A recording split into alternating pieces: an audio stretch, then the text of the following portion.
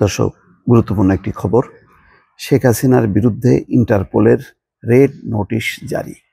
বুঝতে পারছেন সাম্প্রতিক সময়ে শেখ হাসিনা কেন অস্থির এবং বিভিন্নভাবে তিনি সংযুক্ত হচ্ছেন নানা দেশের প্রবাসীদের সঙ্গে, প্রবাসী আওয়ামী লীগের সঙ্গে, এবং সেখানে জোরদার আন্দোলন করতে বলছেন এবং বলছেন যার যা আছে তা নিয়ে ঝাঁপায় পড়ার জন্য, মানে আঘাত আসলে পাল্টা আঘাত করার জন্য। এ কথা বলার কারণ আছে, কারণ শেখ হাসিনা জানে যে তার বিরুদ্ধে আইনগতভাবে জোরালো কার্যক্রম শুরু হয়েছে, আন্তর্জাতিকভাবে তার বিরুদ্ধে ওয়ারেন্ট জারি হবে। সুতরাং সেই কারণে সে মরিয়া তার বিচার ঠেকাতে, কিন্তু সেই বিচার খুব দ্রুতই হবে। অনেকে আশা করছেন যে আগামী 3 থেকে 6 মাসের মধ্যে শেখ হাসিনার বিচার সম্পন্ন হবে, এবং সেই কারণেই অস্থিরতা, আর তার চাপে হয়তো ভারতও অস্থিরতা দেখাচ্ছে নানাভাবে।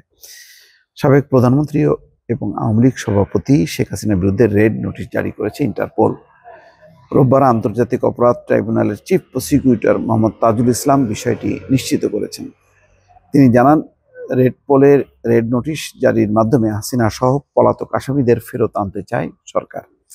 10 নভেম্বর আন্তর্জাতিক অপরাধ ট্রাইব্যুনালের মামলায় ভারতে পালিয়ে যাওয়া শেখ হাসিনা ও পলাতক আওয়ামী লীগ নেতাদের গ্রেপ্তারে ইন্টারপোলের রেড নোটিশ জারির বিষয়ে পদক্ষেপ নিতে পুলিশ মহাপরিদর্শককে চিঠি দেন চিফ প্রসিকিউটর মোহাম্মদ তাজুল ইসলাম। পরে 12 নভেম্বর এক প্রেস ব্রিফিংয়ে আন্তর্জাতিক অপরাধ ট্রাইব্যুনালের চিফ প্রসিকিউটর মোহাম্মদ তাজুল ইসলাম বলেন, শেখ হাসিনা গণহত্যা, গুম সহ অন্যান্য মানবতা বিরোধী অপরাধে অভিযুক্ত এবং মামলার আসামি। তবে তিনি পালিয়ে গেছেন এবং বর্তমানে দেশের সীমানার বাইরে অবস্থান করছেন। এরকম একজন অপরাধীকে গ্রেপ্তার করতে বা তার বিরুদ্ধে রেড অ্যালার্ট নোটিশ জারি করতে আন্তর্জাতিক সংস্থা হিসেবে ইন্টারপোলকে চিঠি দেওয়া হয়েছে। এর আগে 17 অক্টোবর, জুলাই, আগস্টে সংঘটিত গণহত্যা ও মানবতা বিরোধী অপরাধের অভিযোগে পৃথক মামলায় শেখ হাসিনা, ওবায়দুল কাদের সহ 46 জনের বিরুদ্ধে গ্রেপ্তারি পরোয়ানা জারি করেন আন্তর্জাতিক অপরাধ ট্রাইব্যুনাল। অন্যান্য যাদের বিরুদ্ধে গ্রেপ্তারি পরোয়ানা জারি করা হয় তারা হলেন শেখ হাসিনা বোন শেখ রেহেনা, শেখ হাসিনার মন্ত্রী পরিষদের সদস্য মোহাম্মদ আরাফাত, আসাদুজ্জামান খান কামাল, আনিসুল হক, দীপুমণি, আকম মোজাম্মেল হক, শেখ হাসিনার ছেলে সজীব ওয়াজেদ জয়, সাবেক মন্ত্রী জুনায়েদ আহমেদ পলক, শেখ সেলিম, ব্যারিস্টার ফজলে নূর তাপস, শেখ ফজলে শামস পরশ, সাবেক আইজিপি আব্দুল্লাহ মামুন, চৌধুরী আব্দুল্লাহ আল মামুন, ডিবি হারুন, সাবেক পুলিশ কর্মকর্তা বিপ্লব কুমার সরকার, প্রলয় কুমার জোয়ারদার, সাবেক ডিএমপি হাবিবুর রহমান, সাবেক র্যাব ডিজি হারুন রশিদ, সাবেক সেনা কর্মকর্তা জিয়াউল আহসান, শেখ হাসিনার সাবেক উপদেষ্টা তারেক আনাম সিদ্দিকী, বিচারপতি মানিক, ডক্টর জাফর ইকবাল, সাবেক পুলিশ কর্মকর্তা মনিরুল ইসলাম সহ 46 জন।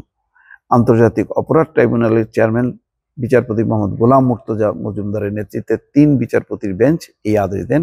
অপর 2 জন হলেন বিচারপতি মোহাম্মদ শফিউল আলম মাহমুদ এবং বিচারপতি মহিতুল হক এনাম চৌধুরী। দর্শক, নিঃসন্দেহে এই রেড নোটিশ জারিটা ভারতের জন্য এক ধরনের চাপ, যে ভারত এই পরিস্থিতিতে বিব্রত হবে নিঃসন্দেহে, এবং তারা তাদের অবস্থানে অটল থাকার চেষ্টা করবে।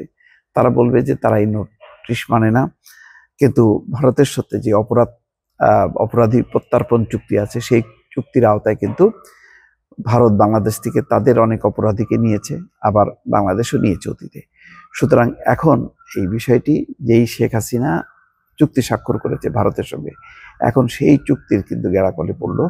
অর্থাৎ এখন ওই চুক্তি অনুযায়ী শেখ হাসিনাকে ভারত ফেরত দিতে বাধ্য, অথবা ফেরত দেওয়া উচিত।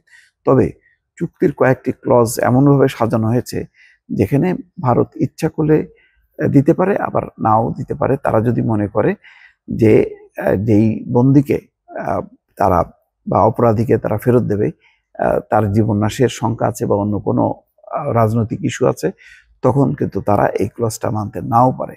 ফলে হয়তো ওই ধারায় তারা বাংলাদেশের অনুরোধকে উপেক্ষা করবে। কিন্তু তারপরেও যেহেতু রেড অ্যালার্ট জারি হয়েছে, এটা ভারতেও এখন একটা প্রতিক্রিয়া হবে রাজনীতিবিদদের মধ্যে, যে কেন শেখ হাসিনার কারণে বাংলাদেশের সাথে সম্পর্কের এই দূরত্ব টানাপোড়েন, এই বিষয়টি কিন্তু ভারতের রাজনীতিকেও প্রভাবিত করবে। দর্শক, ভালো থাকবেন। আল্লাহ হাফেজ।